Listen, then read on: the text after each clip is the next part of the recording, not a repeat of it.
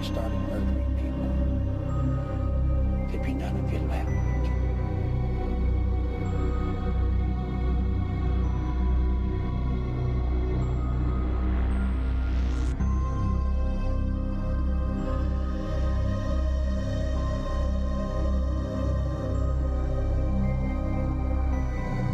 Now I am become death, the destroyer of worlds.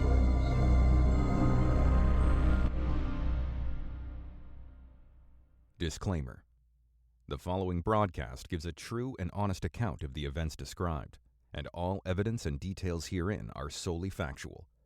What you are about to hear is real and may disturb you. Caution is strongly advised. Welcome to Dead Souls Social Club. If you enjoy our show and find our research interesting, please leave us a 5-star review on your chosen podcast platform. Something that small really does go a long way in helping us out. You can find out more about us and our work at www.deadsoulspodcast.com or over on Instagram by searching our name. As always, thank you for joining us.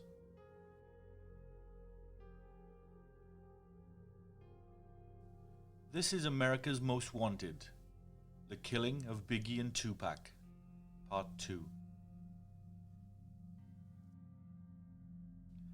In our last episode, we discussed the beginning, the start of the coastal gangster rap rivalries and the emergence of the characters who would be consumed within them. Suge Knight and Tupac Shakur had made a deal that guaranteed Tupac's release from jail. It cost Tupac a 3-album commitment to Death Row Records. Tupac had a history of being a theatre kid, remember? A poet and an actor. But he had been spiralling down an abyss of make-believe and of portraying a false image. But when he finally emerges from jail, he has changed. Tupac is hardened. His mind has been forever altered by what he chose to be and has now ultimately lived. Tupac poisoned the well, and now the well has poisoned him. Tupac emerges from the cells, angry, and after having surrounded himself with hardened criminals. He is very much coming out swinging hard, both the added benefit of having Suge Knight protecting him, and very much having his back no matter what. This empowers Tupac, and it gives him a huge confidence. Him and Suge enabling each other, the match and the gasoline, one triggering the other, and vice versa. Those close to Tupac and Suge at the time report that the two men would repeatedly watch gangster movies late in the night over and over again. The Untouchables, Goodfellas, Scarface, and The Godfather. They would repeatedly quote lines from those movies to each other and playfully act out some of the most violent parts with one another. Meanwhile, Suge's criminality was escalating, high on himself with his own reputation. On March 13th, 1995, Suge Knight allegedly directed his entourage to beat and stomp a 29-year-old Rollin' 60s Crip gang member named Kelly Jamison. Kelly Jamison was beat to death during a Death Row Records after-party at the El Rey Theatre in Los Angeles. During the ambush, Jamison was beaten with chairs, bottles, fists and feet. He was stomped to death. Witnesses say that Suge Knight stood by, watching Jamison being beaten, and shouted out, "You all get that, motherfucker." Don't forget, Suge Knight is a fully fledged member of the Mob Piru Bloods gang, absolute enemies of the Crips. Things escalated further on December the 15th, 1995. Record promoter Mark Anthony Bell was confronted by Knight and attacked by several of his associates at a Death Row Records Christmas party at the luxurious Chateau LeBlanc in Los Angeles. Suge beat and tortured Bell, taking him back to his Nichols Canyon mansion where he tortured him more, holding him captive in a room and beating him senseless, before Suge forced Bell to drink his own urine from a champagne flute. Bell tried to escape with an attempt to jump off the second-floor balcony, but this failed, and the beating only continued through the night. This whole incident happened because Suge believed that Bell knew who was responsible for the death of a close friend and associate of Suge's, a bodyguard by the name of Jake Robles. 3 months prior to this incident, both Death Row Record and Bad Boy Records crews ran into each other at the Platinum Club in Atlanta. The occasion was a birthday bash for a big-time record producer. A fight broke out, however, on the dance floor of the nightclub, and gunshots were fired. Jake Robles was a Death Row employee and also a Mob Piru blood. He was seriously wounded in the scuffle. Robles was also a close friend of Suge Knight. Witnesses accused Puffy Combs' bodyguard, Anthony Wolf Jones, of the shooting, so Knight immediately put the blame directly on Puffy himself. So how is this connected to Mark Anthony Bell? Well, Bell was an independent record promoter from New York. Bell had gone to high school with Puffy and had done some work for Bad Boy Records. Shortly after the attack on Robles, Bell received a phone call from an unknown caller who was looking for the home address of Puffy and Puffy's mother. Does this sound familiar? It's the same scenario that played out between Suge Knight and Eazy-E. Bell obviously refused to give out any information about Puffy or his family. In the eyes of Death Row, and in particular Suge Knight, Mark Bell's refusal to cooperate meant that he must have been in cahoots with Bad Boy, and in particular Puffy Combs. Hence the attack on Bell. Jake Robles eventually died from his injuries. Almost nothing is known as to who the actual culprit was, or if it was an order or a hit that was given against Robles or Death Row Records. The East Coast-West Coast rivalry now officially had a body count. Some people would say that Robles was the second fatality in the rivalry, given how Eazy-E died on March 25, 1995 from AIDS-induced pneumonia. Rumours circulated for years that the night Suge had convinced Eazy-E to sign over Dr. Dre to Death Row Records, that Suge had injected Eazy with a hypodermic needle that contained the HIV virus. Ice Cube, friend and bandmate of Eazy, denies that this was even possible, while also questioning the authenticity of the story. Marquis Wright, aka Young Eazy, the son of Eazy-E, firmly believes that these rumours are true, however, and blames Suge Knight for the murder of his father. Eazy-E never commented publicly on where he caught the virus, so I'll leave you with this information for you to make your own mind up. Anyway, I'm going off tangent here. I will say this for the Eazy-E/AIDS rumours though. It's a perfect example of a number of wild and crazy rumours and conspiracies that surround the mid-90s gangster rap scene. The biggest conspiracies of them all being our title subject of the murders of Biggie and Tupac. Both cases are still open, but essentially cold cases. The funny thing is, the authorities know full well who the perpetrators and guilty men are. There is just insufficient evidence to take the murders to court and prosecute. Well, until now, of course. Because of the lack of prosecution and closure in the cases, it has fed the flames of conspiracy over the years. But I'm not going to get ahead of myself just yet. Anyway, Russell Poole. Russell Poole was a LAPD detective who investigated the murder of Biggie Smalls.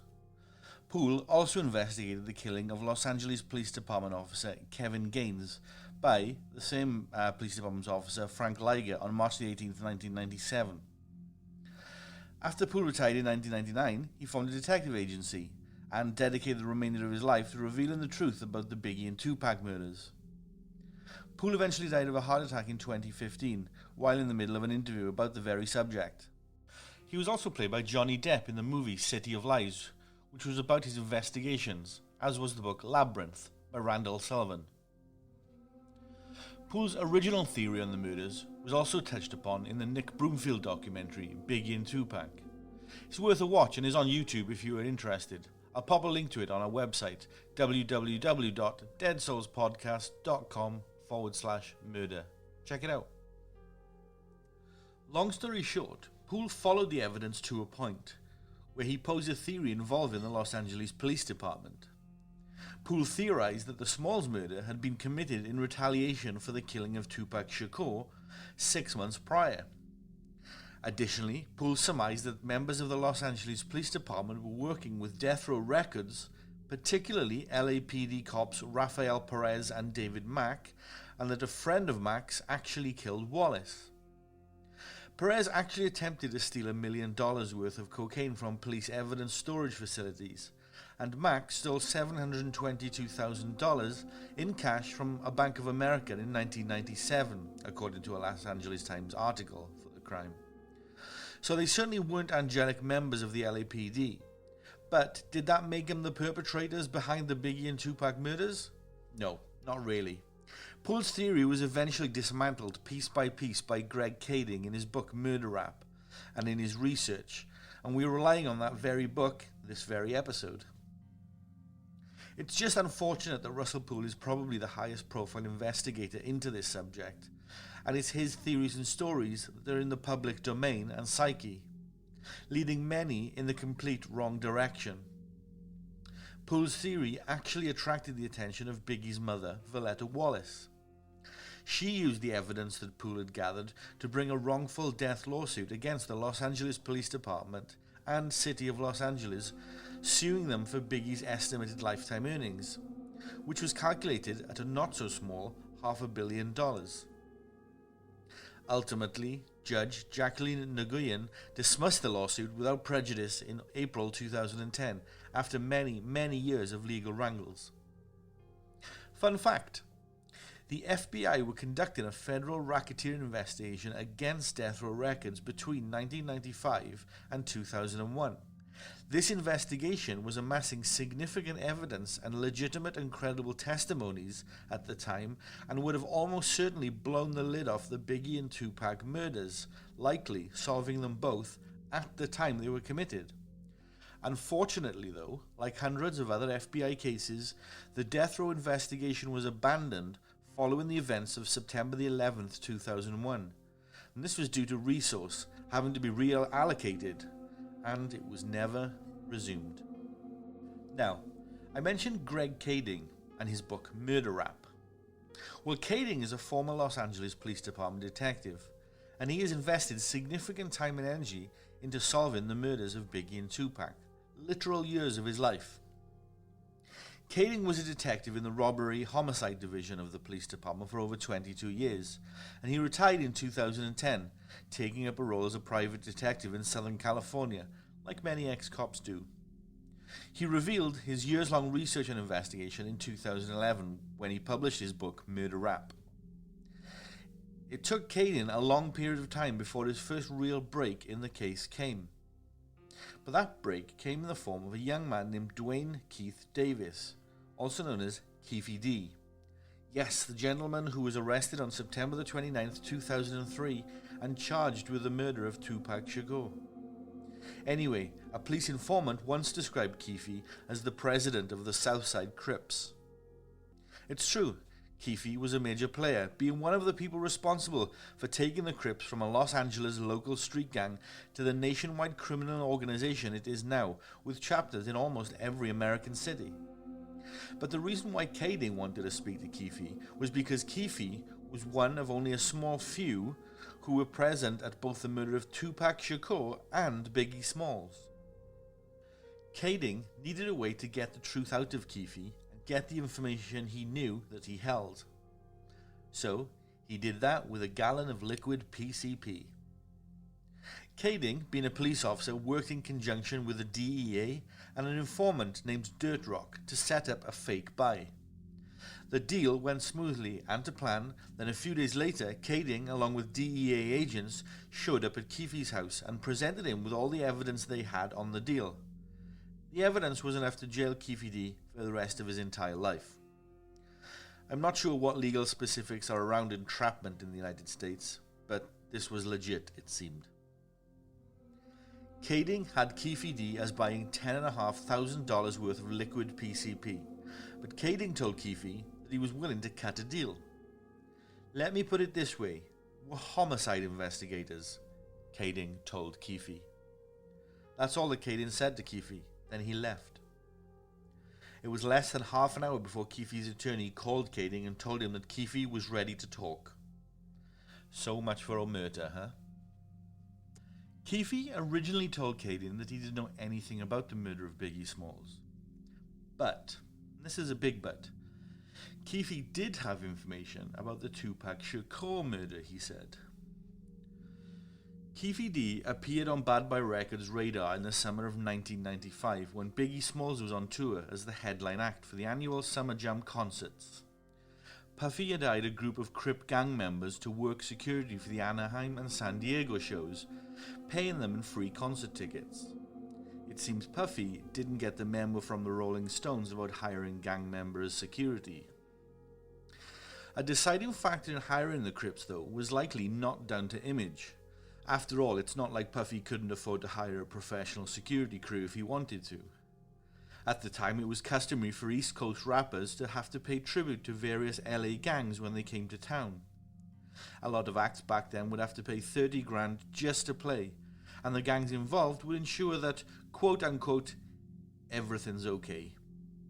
It's basically a protection racket, the same scam the mafia had been pulling for over 100 years in the United States and Italy. Obviously, any response like, quote, thank you, but I think we have our own security, unquote, would likely receive a stern, how about here's 30 grand so we don't fuck your shit up? You get the gist. As luck would have it for Puffy, he just so happened to hire a faction of Crips that was specifically against the Mob Piru crew. By luck, I mean sheer unbelievable bad luck.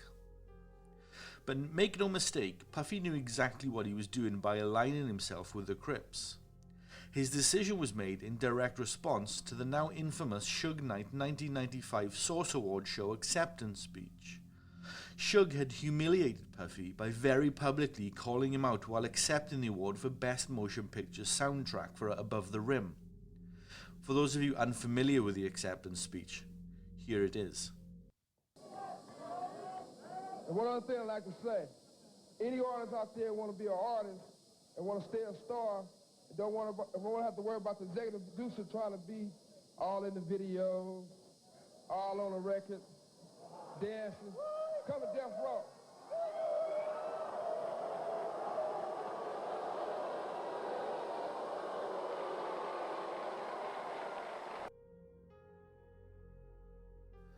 As I'm sure you can work out, the executive producer that Suge is referring to here is Puff Daddy.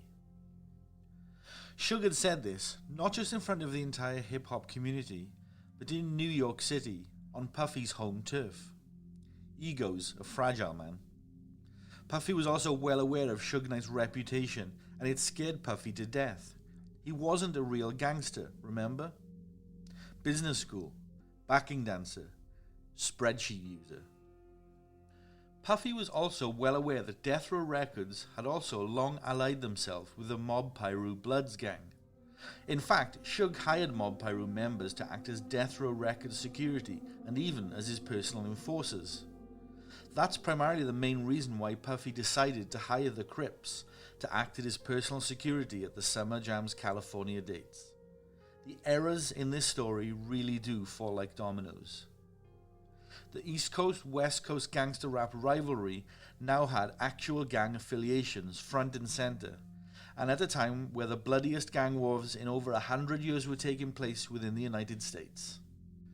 These two opposing sides were playing with actual fire, and they couldn't see just how much danger they were putting themselves in, over something as basic as the location of where a musician came from. Now that Puffy was affiliated with the Crips and had their protection, he began to flex somewhat. The ego was expanding.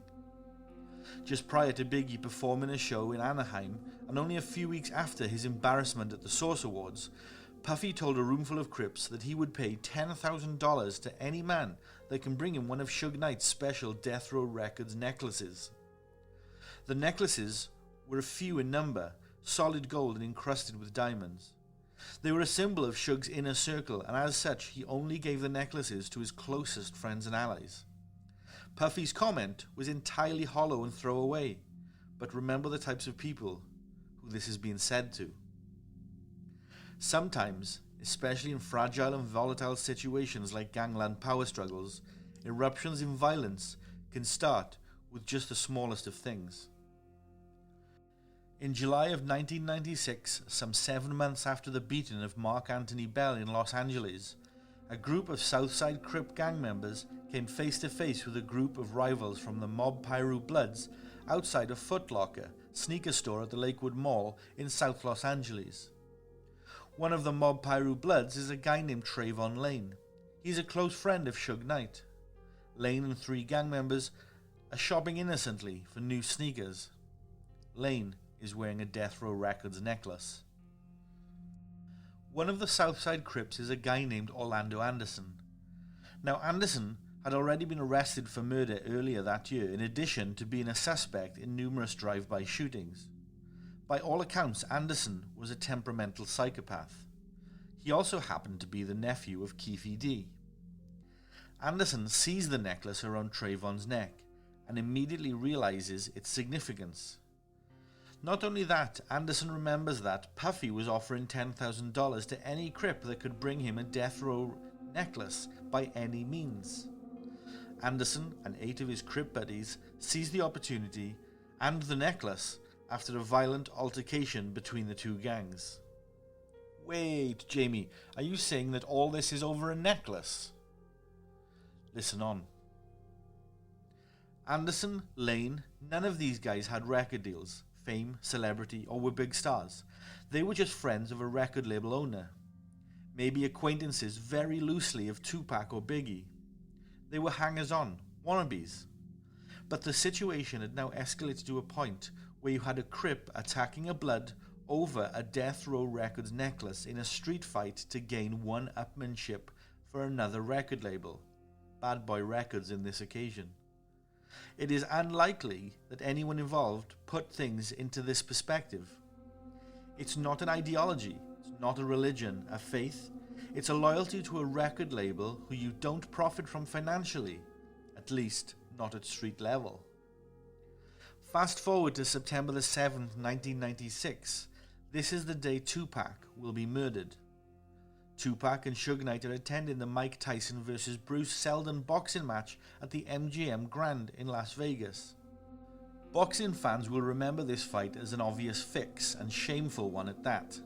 Tyson defeated Seldon in a first-round knockout, the match lasting just 1 minute 49 seconds. Personally, I felt that Tyson would have come out the victor anyway, but hey, Don King needed to guarantee that Evander Holyfield match, I guess. Hey ho. Tupac had recorded a new song for Tyson's entrance music. The track was titled Let's Get It On. Tupac, Shakur and Suge Knight are both sat ringside for the brief fight in $1,000 seats. Tupac is the center of attention. They are accompanied by an entourage which includes Trayvon Lane. Keefe D and Orlando Anderson, amongst other Crips, are also at the MGM Grand that night. It's actually a Crip tradition at the time to travel to Las Vegas and attend the major boxing matches. They would all attend the matches entirely unarmed. During the fight, multiple FBI witnesses reported seeing an altercation between Suge and Tupac's entourage and some rival Crip gang members. One of the Crips makes a threatening comment to Suge Knight. Knight responds with a juvenile comment that he was untouchable. He's clearly been watching those gangster movies again. The Crip responded that you can be touched. As Suge and Tupac's entourage are leaving the arena after the fight, they're walking through the MGM Grand Casino floor when they spot Orlando Anderson, the Crip who has stolen Trayvon Lane's Death Row Records necklace. Trayvon Lane is with Tupac at that moment, and Orlando Anderson is loitering in the crowd, alone. This is all caught on the MGM Grand CCTV for good measure. Trayvon Lane is seen whispering something into Tupac's ear, and immediately Tupac runs over and attacks Orlando Anderson, soon to be joined by other members of his entourage. Who knows what Tupac's motivation was for the knee-jerk snap attack? Maybe he was sticking by his friend, although by all accounts him and Lane weren't particularly close. Or maybe he was just hyped up from the fight and got caught up in the moment. We had seen this immature behavior from him before, after all. Or perhaps he just wanted to solidify that gangster image for real. Leaving Anderson in a bloody pile, Tupac and Suge leave the MGM Grand and make their way out to their car to attend the opening of Suge's new nightclub, Club 662 on Stewart Avenue. Run DMC were booked to perform that night. Anderson headed back to his hotel to lick his wounds. He told his uncle Keefe D what had happened. Keefe D, while being questioned shortly after Tupac's murder, told the police that he calmed his nephew down, went to bed early that night before returning home to Los Angeles the next day. This is a story that Keefe stuck to for over a decade before finally revealing his true story and revealing to Greg Kading that his initial statement to police was complete bullshit. What actually happened was that Orlando Anderson returned to his hotel room and told Keefe that Tupac had attacked him with a death row entourage. Also present in the hotel room was fellow Crips Eric Zip Martin, who was a close friend of Puffy, Terrence Brown, and DeAndre Smith. Even though none of the Crips had taken any weapons with them to Las Vegas that weekend, Zip Martin had arrived separately and admitted to the others that he did have a concealed Glock handgun in his Mercedes. Martin handed the Glock to Keefe to take his revenge. Keefe D, Orlando Anderson, Terrence Brown, and DeAndre Smith jumped into a white Cadillac that Smith had rented for the weekend trip. Their plan was to head to the 662 Club and take their revenge as Tupac and Suge arrived. They waited in the parking lot for almost 30 minutes, but there was no sign of them. Smith and Brown were starting to get cold feet, so the four men decided to call off the attack and go to get some alcohol instead. But while driving past the Harmon near Las Vegas Boulevard, and by a sick twist of fate, the men overheard a group of young girls screaming Tupac's name. It turns out that Tupac's car was being followed by fans of his, and Tupac's car, with Suge Knight at the wheel, was just a few cars ahead in the adjacent lane. The white Cadillac slowly pulled up to the left-hand side next to Tupac and Suge's BMW. Keefe was sitting on the front passenger side. Brown was next to him in the driver's seat. Behind Brown was DeAndre Smith, and Orlando Anderson was sat behind his uncle in the back right passenger seat. Keefe handed the Glock to Smith first of all, as he was on the closest side to the other car, and with Brown driving, he couldn't shoot too, so Smith was the obvious first choice. Smith became nervous right away and couldn't go through with it. So Orlando, who was in the seat behind Keefe, takes the gun, leans across Smith, and fires the gun 13 times into the side of the BMW. Suge has time to look across and look into the eyes of Keefe D. He knows Keefe, and he has done since they were children. He is fully aware of who the men are who's trying to kill him and Tupac. 4 bullets find their way into Tupac as he tries to duck down and avoid the gunfire. Suge is shot in the head, but it's just a flesh wound that grazes him, although he would go on to claim that he has a bullet lodged in his cranium that could kill him at any moment. This is pure theatre and lies, like a lot of things that come out of Suge's mouth. Keefe's car speeds away immediately. The shooters then parked the car, cleaned up the shell casings, and walked back down to the scene to watch the aftermath along with a crowd that had gathered. Remember, Suge saw and knew his attacker, so I wonder if he also saw Keefe and Orlando standing at the scene watching the emergency services doing their thing. I wonder just what went through his head. Joke entirely intended. Once the police and ambulances arrive at the scene, the authorities immediately assumed that Suge and his crew were the perpetrators. The car is covered in bullet holes, yet somehow they think they are the instigators. I don't want to jump straight to the racism judgment here, but you have to ask. The police threw them on the ground and handcuffed them, including Tupac as he sat bleeding in the passenger side seat. Everybody was forced to lay down on the ground, Suge with his head pouring with blood. Witnesses at the scene all agreed that it was Tupac who was trying to calm everyone down and make everyone at ease, reassuring Suge that he would be okay. Yet he was the one who was dying.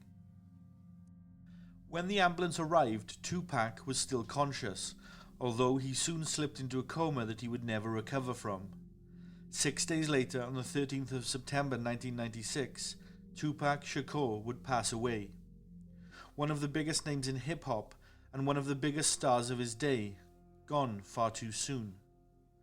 It had started in a shopping mall just a few weeks prior, and Tupac's murder was all simply because of a necklace and bravado. Tupac Shakur was murdered by Orlando Anderson, with his uncle Keefe D supporting him. Both Terrence Brown and DeAndre Smith were accomplices to the fact. Tupac's murder triggered a huge gang war. The Bloods declared open season on all Crips. More than a dozen people would lose their lives in the violence that would erupt in the weeks that followed, including a 10-year-old girl who got caught in the crossfire. Witnesses close to Puffy stated that when he heard the news about the death of Tupac, he was allegedly elated, something he has since vehemently denied. But Biggie, on the other hand, when he was told that Tupac had been murdered, well, he was absolutely heartbroken over his friend's death. Those close to him and staff at Bad Boy Records have said that Biggie cried when he heard the news and wrote a number of songs to deal with his heartache. Biggie had stated that he hoped that the East Coast West Coast thing would quiet down eventually. He tried not to feed into it or take part. Friends said that he hoped one day soon that he would bump into Tupac and the two of them could talk and sort out their differences. Sadly, he never got that chance. Even though Biggie Smalls had nothing to do with the murder of Tupac Shakur, Suge Knight felt that as Puffy had taken Suge's biggest artist, then Suge had to enact revenge and take Puffy's biggest artist. Even though that wasn't the truth, that's how Suge saw things. There was one problem though. When Suge took part in the attack on Orlando Anderson in Las Vegas, he was actually on parole from a previous conviction, a 1992 assault on two rappers, Linwood and George Stanley, in a Hollywood recording studio. As the Anderson assault was captured on camera, the judge had all the evidence he needed to recall Suge to jail and sentence him to 9 years without hesitation or drama. Just a few months after Tupac's death, both Biggie Smalls and his junior mafia entourage would return to California to shoot a music video and also to produce a new album. As Tupac is dead, the perception is that the East-West Coast rivalry thing has died down a little. This means they take security less seriously. Suge Knight is also safely locked away in jail. They couldn't be more wrong, however. They are about to return to a volatile and catastrophic series of events. On March 7th, 1997, Biggie and Puffy attend the Soul Train Awards in Los Angeles. They are there to present the award for Best Female R&B or Soul Single to Toni Braxton. It's common knowledge that Biggie will be in attendance that night. It's even advertised that him and Puffy will be presenting an award. Backstage at the awards, there is a small, almost insignificant confrontation between members of the Bad Boy Records security team and members of the Fruit of Islam, who are the security team for the Nation of Islam. The conversation between the two teams allegedly goes something like, "Hey, you're disrespecting the brothers in the East," in reference to Bad Boy Records. Puffy Coombs, who is close by, as this is going on, looks over at Mustafa Farrakhan, the son of Louis Farrakhan, and Puffy says, "Hey, we're cool, right?" And Mustafa Farrakhan quells the incident. It doesn't seem like a big deal at all at face value. Now the very next day, which will be the last day that Biggie Smalls is alive, Biggie has a telephone conversation with his mother, Valletta. She tells him that she was particularly concerned about his security in Los Angeles, or rather, the lack thereof. But Biggie puts her mind at ease by telling her that he has Los Angeles' best police officers protecting him. That night, Biggie and Puffy are scheduled to attend a party at the Peterson Auto Museum. It's organized by Vibe magazine, and in attendance are some huge stars including Chris Tucker, the Wayans brothers, Vivica A. Fox, Missy Elliott, Whitney Houston, numerous NBA basketball stars of the day, and of course Biggie Smalls and Puff Daddy. The party eventually grows out of control, however, with more than double the capacity of the venue arriving, and with only about 10 security guards for the entire event on site. A huge crowd begins to form outside the main entrance. With the inside being packed to capacity too, things start to get real rowdy.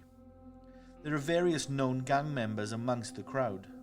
Inside, the DJ repeatedly plays Biggie's new single, Hypnotize. The track is hugely popular. Biggie is on top of the world, Cloud 9. He feels the love in the room for him. At around 11 p.m, the fire marshal calls the LAPD, as the crowd outside are getting out of control. The fire marshal completely shuts things down by around midnight. Puffy and Biggie are ready to leave anyway, but it takes them nearly 40 minutes to get to their vehicle because of the crowding. While all this is happening, at roughly 12:05 a.m, various witnesses report gunshots are fired at the corner of 8th and Orange Grove, which is the southeast corner of the Peterson Auto Museum. The witnesses would provide a license plate and describe a black Ford Bronco racing from the area. This might be a total coincidence, though many would later speculate that this was some kind of a diversion in the grand conspiracy to kill Biggie Smalls. This, however, has since been explained, with the explanation often overlooked by conspiracy theorists, but it's actually in the LAPD police files. The driver of the car was one of the Vibe Party gatecrashers. The guy parked his car, and when he opened the door to his Bronco, his pistol fell out onto the ground.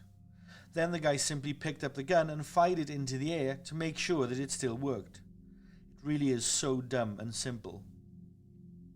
About half an hour later, Biggie and Puffy finally get outside and are ready to leave.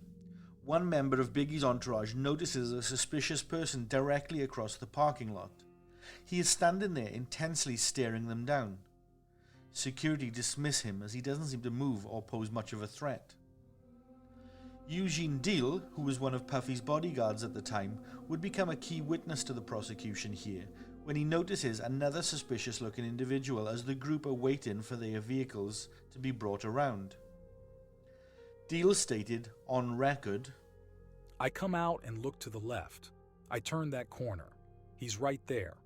I seen this guy. He was dressed like the Nation of Islam.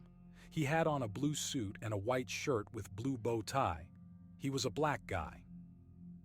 Just before they pull away, Biggie is sitting in the front seat speaking to his friend Damian Butler, who is standing just outside the window. They are both in really happy and positive moods. Damian is exclaiming, "We're back, Biggie, we're back." Biggie's last words to Damian, and in general, are, "We'll see you at the next party." In Biggie and Puffy's entourage, there were 3 vehicles, 3 SUVs. The first one is a green Suburban. In this, Puffy Coombs was in the front passenger seat, and in the back were 3 of his bodyguards, including Eugene Deal. The second SUV was another green Suburban, and this was being driven by Gregory G. Money Young. Biggie was in the front passenger seat, and in the back was his cousin Lil C's and 2 other friends of his. The third SUV was a black Chevy Blazer. It was driven by an Inglewood school police officer named Reggie Blaylock. In the passenger seat was a bad boy head of security, Paul Offord. As the first SUV with Puffy is pulling away, they are looking over their shoulders and waiting for Biggie to finish loading into his car. The third SUV, meanwhile, pulls into the street behind Biggie, thus blocking traffic so he can pull out safely. As Biggie is ready to go, Puffy's vehicle accelerates northbound to make the light at Wilshire. Biggie's vehicle attempts to catch up while the security team in the third vehicle is jumping into their Blazer. I'm no security expert, but I feel a combined caravan all leaving at the same point would have been a wiser approach to a secure entourage here. But what do I know, eh? At that moment, a white SUV pulls in front of the third SUV in Biggie's entourage, and it cuts off security from Biggie's vehicle in front of them for just a moment. The Chevy Blazer lunges forward, cutting the white SUV out of the caravan. Many people think that the white SUV was involved in the shooting and part of the wider conspiracy somehow, but it wasn't. The white SUV was a Toyota Land Cruiser being driven by Scott Shepard and Ernest Anderson as his passenger. They were actually a party planner and a screenwriter respectively. They were trying to get into Biggie's entourage in an attempt to pitch a huge party and a movie idea to Biggie when he next stopped. Such is Los Angeles life, eh? Next though, a dark 96 model Chevy Impala pulls up beside Biggie's vehicle. Now that the caravan is in unison, the driver of the Impala begins shooting into Biggie's car. Witnesses all describe the shooter as being an African-American male who was holding a semi-automatic pistol across his body while his left hand was on the steering wheel. After unloading his weapon, the assailant makes a quick right onto Wilshire Boulevard and speeds away. Biggie's security team in the Chevy Blazer attempt to give chase, but the Impala manages to get away. Biggie's vehicle, meanwhile, has come to a complete stop, while Puffy's vehicle makes a quick U-turn to rush back. Puffy runs to Biggie's door and can see straight away that Biggie has been shot. He opens the door and finds Biggie to be unresponsive. The entourage speeds to Cedars-Sinai Hospital in Beverly Hills, taking them around 5 minutes to make the journey.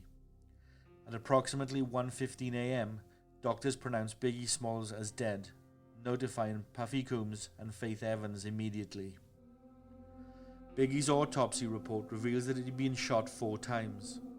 The fatal shot had entered his torso and travelled in an upward trajectory, hitting his heart and his lung. Doctors concluded that Biggie Smalls likely died moments after being shot. Suge Knight is in prison while all this happens. So who is to blame? Who killed Biggie? On May 1st, 2006, Greg Kading, then a detective in the Los Angeles Police Department, is asked to resume the investigation into the murder of Biggie Smalls. Little work or progress on the case has happened since Russell Poole left the force back in 1999. Remember that Valletta Wallace, Biggie's mother, is now suing the LAPD and City of Los Angeles for some $400 million, as she believes, thanks to Poole's theory, that the LAPD were behind the murder of her son. Kading quickly disproves this while allocated to the case. But not to save the LAPD's skin, far from it. He disproves Poole's theory in the process of proving who the real culprit and their associates were. Kading being appointed to the case is perfect timing, given that just a month earlier, Suge Knight had declared bankruptcy. Teresa Swan, which is an LAPD alias, was a long-time associate of Suge Knight. She was one of his many business associates, or accomplices, if you will, in a number of white-collar schemes and crimes that Suge was operating in the Los Angeles area. Suge Knight wasn't just making records at death row. He had his finger in a number of pies, shall we say. He had roughly 10 or so business scams running at any given time. Suge ran financial loan rackets, car insurance fraud schemes, protection rackets, illegal betting, money laundering and drug trafficking, allegedly. Swan, besides being a part of all this side business of Suge's, is also the mother of a child that she had together with Suge Knight. She's his baby mama, and thus she is close to Suge, but kept very much in the background, looking after his affairs away from Death Row Records. But in the years following Tupac's murder, and even though millions of dollars are being made from selling records by Tupac, Dr. Dre, and Snoop Dogg, Death Row still began to fold, especially now Suge Knight was in prison. There were just too many holes in the business to plug. Suge Knight actually issued a statement to the judge in the bankruptcy hearing that he hadn't reviewed the record label's financial statements in over a decade. Additionally, the business had amassed over $100 million in debt, and combined with the cost of his many years of legal issues, this built up to a point and eventually forced Suge Knight to declare bankruptcy. Suge Knight's finances were now under close scrutiny. Teresa Swan had been given the task by Suge of keeping the Death Row Records master tapes hidden away from creditors involved in the bankruptcy case. Loyally, she hid them in a storage locker in Minnesota, a location with no apparent connection to Suge Knight. It just so happens, however, that Swan was also under investigation for fraud in one of the white-collar crime cases that Suge Knight was linked to, and Kading quickly connected the pair and right away saw an opportunity. Kading brought in the LA County Sheriff's Department and the IRS, and used both of these agencies to apply pressure to Swan simultaneously from both sides. Swan felt she was cornered and her world was closing in, which was Kading's plan all along. Kading gave Swan a simple choice and ultimatum: help us, or go to jail for the rest of your life and lose your kids forever. So Swan fully admitted that she knew who killed Biggie Smalls. She knew because she was the one who had hired and paid the assassin on Suge's directive. The assassin was a man named Wardell Poochie Fuse, also known in some circles as Darnell Bolton. Poochie, as we refer to him, was an enforcer and suspected of multiple murders, More importantly, he was on Suge Knight's payroll. In 1995, an aspiring rapper from the Bounty Hunters Bloods gang named William Rat Radcliffe was pressuring Suge Knight to sign him as an artist to Death Row Records. Pressuring Suge to the point of following him around town. Witnesses have stated that Radcliffe, along with several other of his Bloods gang friends, actually cornered Knight in the bathroom of a nightclub and aggressively pitched Rat as an artist who would be perfect for Death Row Records. Suge grew tired of Rat annoying him. Shortly after the nightclub bathroom incident, Radcliffe was murdered by Poochie, specifically on the orders of Suge Knight. He was gunned down and killed in the middle of Central Avenue in Compton. After the murder occurred, Suge, referring to Poochie, said to a colleague at Death Row Records, quote, "He doesn't fuck around, and that's how I want him to do it." Poochie had killed Radcliffe purely because he annoyed Suge Knight. Poochie had a reputation at Death Row Records. Employees there right away knew what he was there for, what he did. Witnesses said that Poochie didn't hang out and was never at parties or social events. Poochie would show up to Suge's office, have a quiet conversation, and receive his orders, then leave immediately. Poochie got the job done within days. Anyway, Suge Knight knew that Biggie was going to be in Los Angeles, and specifically at the Soul Train Awards. As I mentioned earlier, it was publicized and advertised, and common knowledge around Los Angeles. Suge also knew that Biggie would be at the Vibe magazine after party at the Peterson Auto Museum. All the celebrities would be, and Suge knew Puffy would insist Biggie attended too. After all, Biggie had an album coming out in just over a week. It was all part of the promotion. Suge was lucky actually, because Biggie almost flew to London instead of Los Angeles, as Puffy wanted to book a promotional tour of England for Biggie and his new album. Biggie declined the London trip at the last minute, however, the reason being that Biggie felt the food in England was horrible. The man had clearly never had beans on toast. Anyway, as I said, Suge got lucky. Biggie was in LA and at the Vibe magazine after party at the Peterson Auto Museum. I explained previously how the hit played out following the after party. The entire thing was organised by Suge Knight behind bars. Teresa Swan, during a visit to the prison where Suge was being held, was asked by Suge to hire Poochie for the murder of Biggie Smalls. Suge was specific that it had to be on that night specifically. Poochie, Suge stated, should be paid $25,000 for his trouble. So when Biggie and Puffy left the Vibe party to head back to their hotel, Poochie was waiting. FYI, it turns out from Kading deep digging into Poochie's finances that Poochie only actually received $14,000 for the hit. I guess Swan took a $9,000 referral on this one. But that's it. That's all it was. There was no LAPD conspiracy or FBI cover-up. There was no link to government authorities who wanted to shut down hip-hop or gangster rap. Tupac was killed over an altercation about a stolen necklace, and in revenge, Suge Knight ordered a guy called Poochie to shoot and kill Biggie Smalls.